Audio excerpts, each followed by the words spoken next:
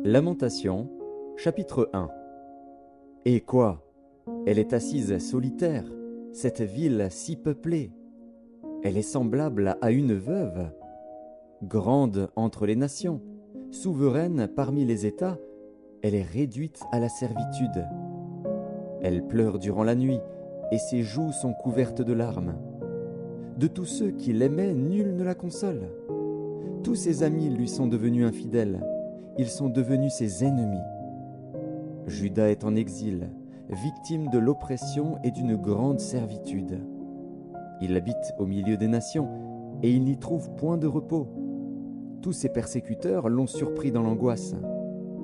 Les chemins de Sion sont dans le deuil, car on ne va plus aux fêtes. Toutes ses portes sont désertes, ses sacrificateurs gémissent, ses vierges sont affligées, et elle est remplie d'amertume. Ses oppresseurs triomphent, ses ennemis sont en paix. Car l'Éternel l'a humiliée à cause de la multitude de ses péchés.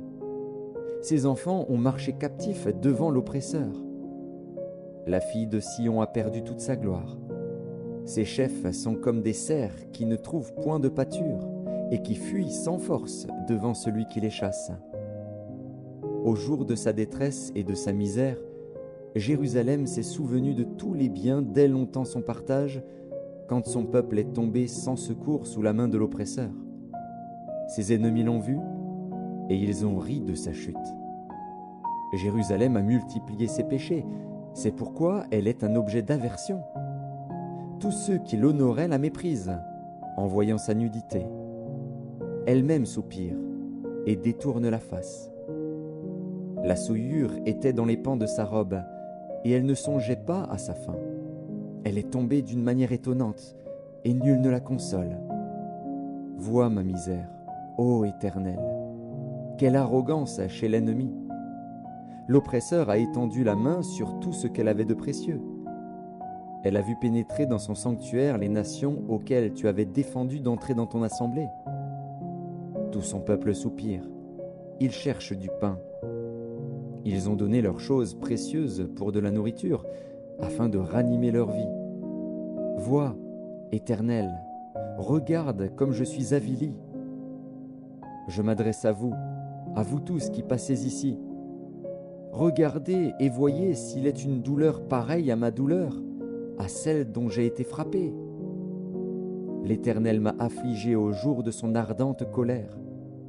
D'en haut, il a lancé dans mes os un feu qui les dévore. Il a tendu un filet sous mes pieds. Il m'a fait tomber en arrière. Il m'a jeté dans la désolation, dans une langueur de tous les jours. Sa main a lié le joug de mes iniquités. Elles se sont entrelacées, appliquées sur mon cou. Il a brisé ma force. Le Seigneur m'a livré à des mains auxquelles je ne puis résister. Le Seigneur a terrassé tous mes guerriers au milieu de moi. Il a rassemblé contre moi une armée pour détruire mes jeunes hommes. Le Seigneur a foulé au pressoir la Vierge, fille de Juda. C'est pour cela que je pleure, que mes yeux fondent en larmes, car il s'est éloigné de moi, celui qui me consolerait, qui ranimerait ma vie. Mes fils sont dans la désolation, parce que l'ennemi a triomphé. Sion a étendu les mains, et personne ne l'a consolé. L'Éternel a envoyé contre Jacob les ennemis d'alentour. Jérusalem a été un objet d'horreur au milieu d'eux. L'Éternel est juste, car j'ai été rebelle à ses ordres. Écoutez, vous tous, peuple, et voyez ma douleur. Mes vierges et mes jeunes hommes sont allés en captivité. J'ai appelé mes amis, et ils m'ont trompé. Mes sacrificateurs et mes anciens ont expiré dans la ville. Ils cherchaient de la nourriture afin de ranimer leur vie.